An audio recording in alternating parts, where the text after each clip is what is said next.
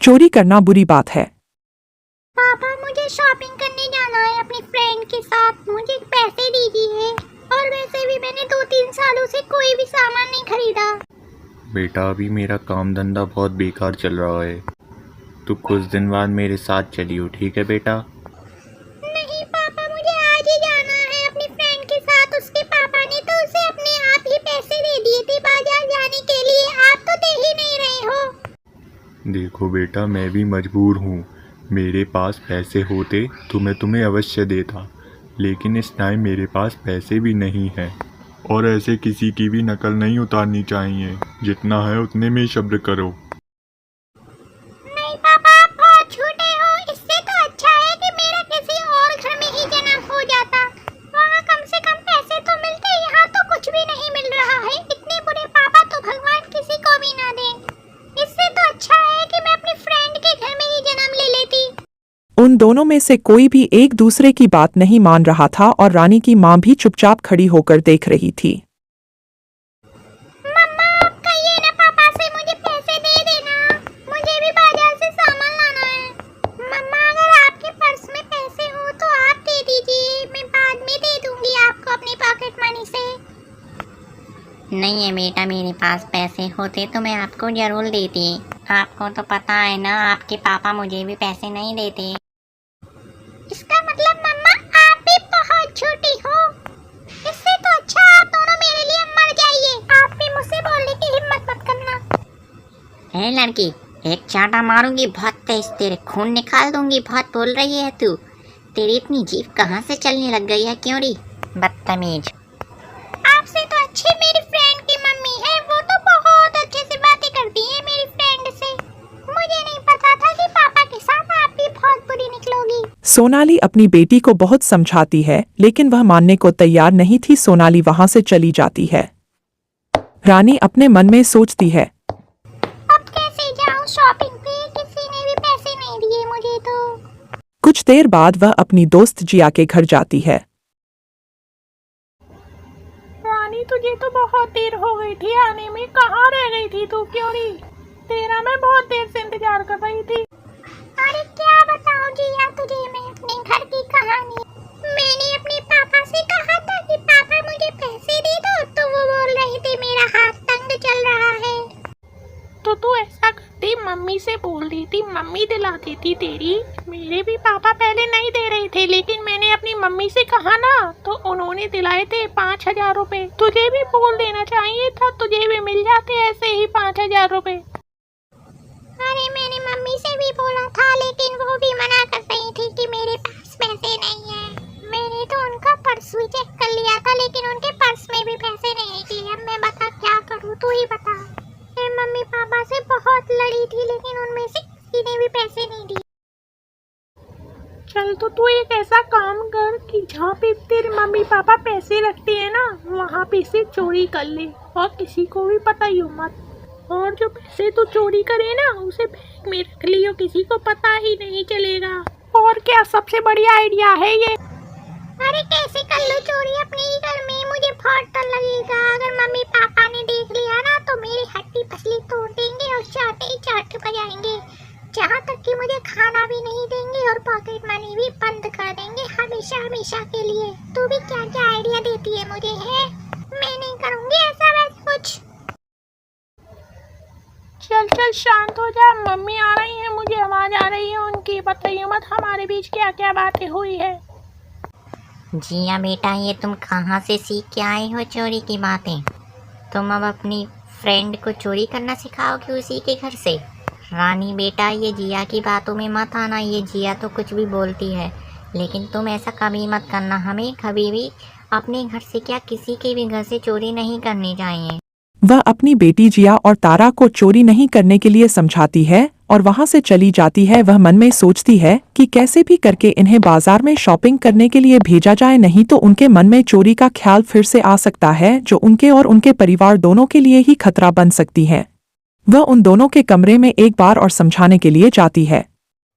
हाँ तो रानी बेटा, मैं बोल रही थी कि हमें कभी भी चोरी नहीं करनी चाहिए, चाहे अपना घर हो चाहे किसी का भी घर हो, ठीक है बेटा?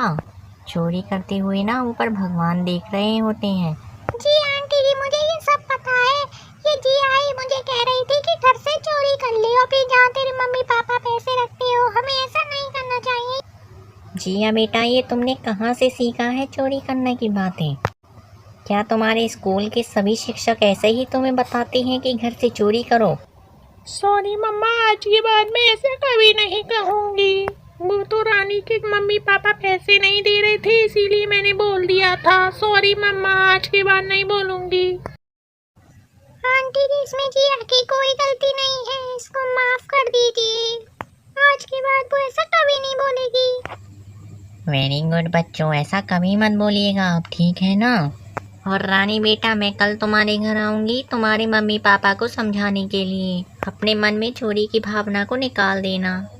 वह उन दोनों को अच्छे से समझा देती है और अगली ही सुबह वह रानी के घर में जाती है और उसके माता पिता से बातें करती है। अगले दिन रानी जिया और उसकी माँ को अपने साथ अपने माता पिता से मिलवाने के लिए कार से उन्हें घर ले जाती है। रास्ता बहुत दूर था, वह बैठे बैठे बहुत थक गए। तभी जिया की माँ रानी से कहती है, अरे बेटा, कितना दूर है अभी तुम्हारा घर? कितना समय लगेगा? मेरी तो बैठे बैठे कमर ही रह गई है, बहुत दर्द कर रहा है। आंटी बस थोड़ी देर और आने ही वाला है, ज्यादा दूर नहीं रहा है। थोड़ी देर और रुक जाइए प्लीज आंटी जी, मैं अभी थक गई हूँ, क्या करूँ।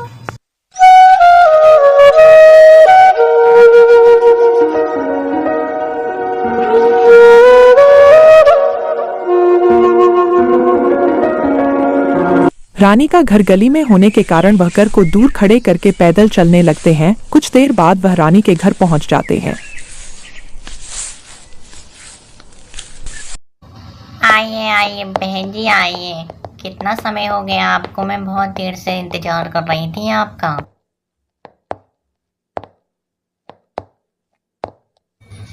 और बताइए बहन जी, घर में सब ठीक हैं? कोई प्रॉब्लम तो नहीं है?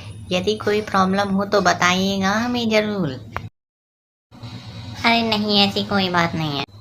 वैसे आपको बहुत समय हो गया है, बहुत दिनों से आई नहीं थी, ऐसा क्यों?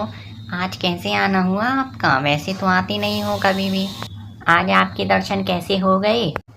अरे कल घर पे जिया और रानी बातें कर रही थी कि हमें हमारी मम्मी पैसे नहीं दे रही हैं, तो जिया ने कह दिया रानी से कि घर से चोरी कर ले। अरे नहीं नहीं बहन जी, मेरी बेटी ऐसा कभी नहीं कर सकती है चोरी। मैंने उसे बचपन से बहुत अच्छे संस्कार दिए हैं, वह कभी चोरी नहीं कर सकती है। हाँ, वो मुझसे भी बोल रही थी कि मैं चोरी कभी नहीं करती हूँ, मेरी मम्मी ने सिखाया है बहुत पहले।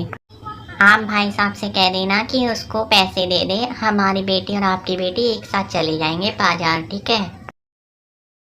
इतना कहकर जिया की माँ वहां से चली जाती है।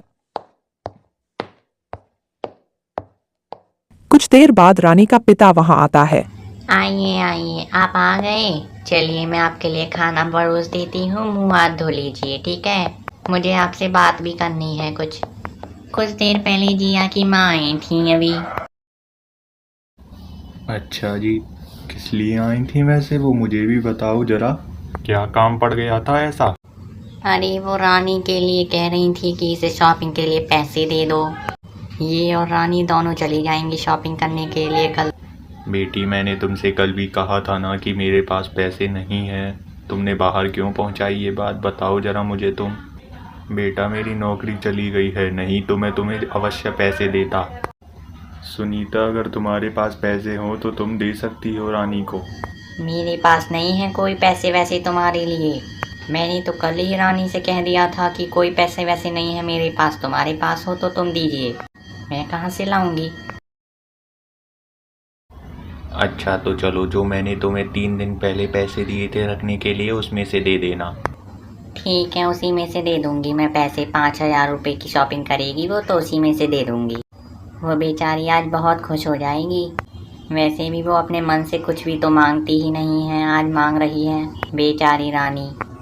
हेलो जिया, कल हमें पैसे मिल जाएंगे।